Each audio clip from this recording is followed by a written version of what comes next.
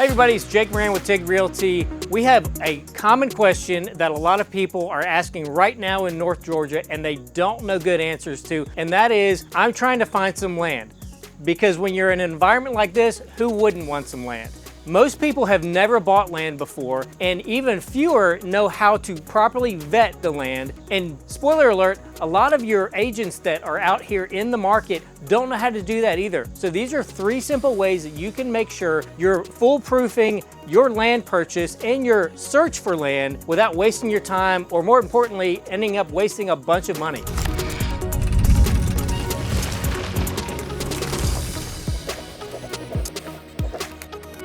The most common categories of land that people are looking for are at least an acre, 2 to 5 acres, or 5 to 10 acres. Someone at some point every week for the last several years has said to us, I'm looking for one of those 3 things. Many people are starting their land search thinking, I'm gonna spend X number of thousands of dollars per acre and I'm gonna find what I'm looking for. And what most people haven't thought through is, what's it actually gonna cost you to be able to build on that land?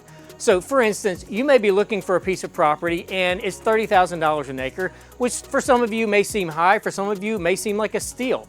Kind of irrelevant, because what matters is, can you use the land the way you want to and stay within budget for what you want the end product to be? Most people are looking at the price of the property, the acreage of the property, and that's about it. And that's a huge mistake that most people don't even think through until hopefully it's not too late, but you get under contract, then you figure out it's not really what you wanted and your dreams are crushed. So this is how to think through your acreage purchase. Do you have sewer in the area that you're looking to buy land, or is it going to be on septic? Most people that are looking for something green in the background are going to be on septic.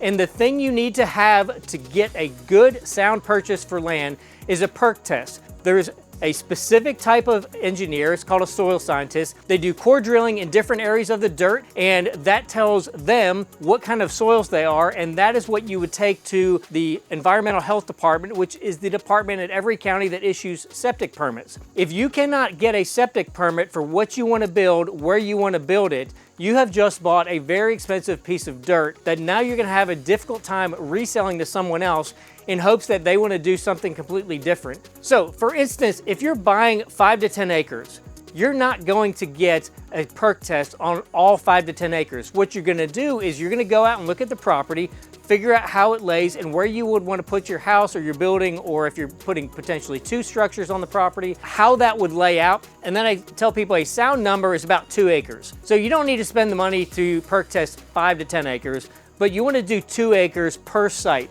And that will typically give you a big enough area that if you need to move the house around a little bit, you can move it around a little bit and still be pretty much where you want to be. It's just going to maybe be positioning your septic field in a little bit different area. So if you're buying land, most of the time the seller is not going to already have a perk test done. That's something you can build into your provision in the contract. Most of the time the buyer is going to end up paying for it, but it's a whole lot better to spend a little bit of money than to go ahead and buy it on the front end because you don't want to lose it and then end up having a property that you cannot do at all what you wanted to do. Your money's gone, you've got a loan, you've got cash out of the bank, and you have a piece of property that you just utterly can't use, and that's a bad place to be. So once you do your perk test, you'll find out really quickly whether you can do what you want to do on the property, or that property may require you to have a very expensive septic system. Depending on the size of the house, an inexpensive normal septic system is going to be, somewhere in the $5,000 to $10,000, maybe $12,000 range.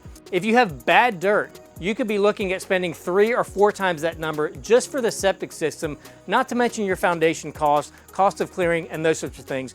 Those are all things you want to factor in to your land search, because you may be wanting to or willing to go up a little bit higher on your price per acre or a little bit lower on the actual acreage based on what the soils are going to be and what your actual cost to build the home you want to build is going to be. Don't get so focused and locked in on price per acre that you end up spending $50,000 to $100,000 more just to get the house out of the ground than you would if you had just spent a little bit more price per acre and ended up getting the house you wanted for the budget that you have. The second thing is zoning and setbacks. Most people don't even think to ask what the current zoning is for the property or what the setbacks are. So you have an idea of what you want to do, where you want to do it, and you don't consider whether there's existing restrictions that you would have to get some sort of special permission, variance, or God forbid, go to a zoning meeting to have a simple piece of property transformed to be what you thought it was going to be to begin with. Call the local planning and zoning office. They are there to help you answer these questions. Many times you can get the answers you need before you ever put a contract on it, but if time is of the essence, you can do that well within your due diligence period, get all those questions answered, and not have to worry about whether you're going to have an issue building what you want to build, where you want to build it, because of zoning or setback requirements. Do not rely on the seller, the listing agent, or your agent on the buying side, if you're the buyer, to know the answers to the setbacks or the zoning answers.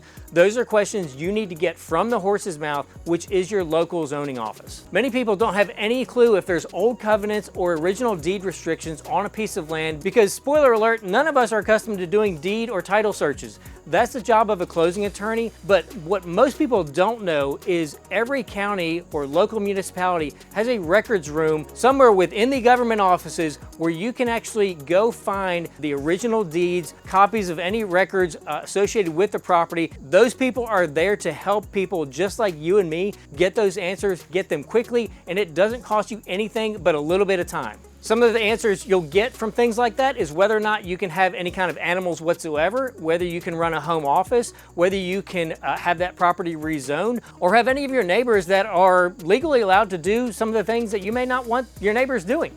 And that is to each their own, but it's a good way of making sure that where you want to be for the short term or long term ends up being where you want to be when you come home at the end of the day. The last thing I'll say, just as an overarching thing, because we get this conversation a lot with people looking to buy land, is they're actually looking to put more than one structure on the property. Sometimes it's, kids and parents, sometimes it's siblings, but we want to get 5 to 10 acres and put 2 or 3 homes, have a family compound, something like that, a farm. Those are questions you need to ask to the zoning office before you buy the property, because depending on the county and depending on the acreage, you may or may not be able to do what you want to do, and you need to get those answers before anybody shells out any money that you're not going to get back, because those are very simple answers to find, and most people don't go through the exercise of contacting their planning and zoning office to get those answers straight from them. So this has been a quick look at how to make sure you're looking at land the right way, that you buy land that you want to have, and you know how to properly think through that on the front end before you waste any time online or going out looking at properties on your weekends. If we can help you find some land like this or anywhere else in the North Georgia area, our information is coming up.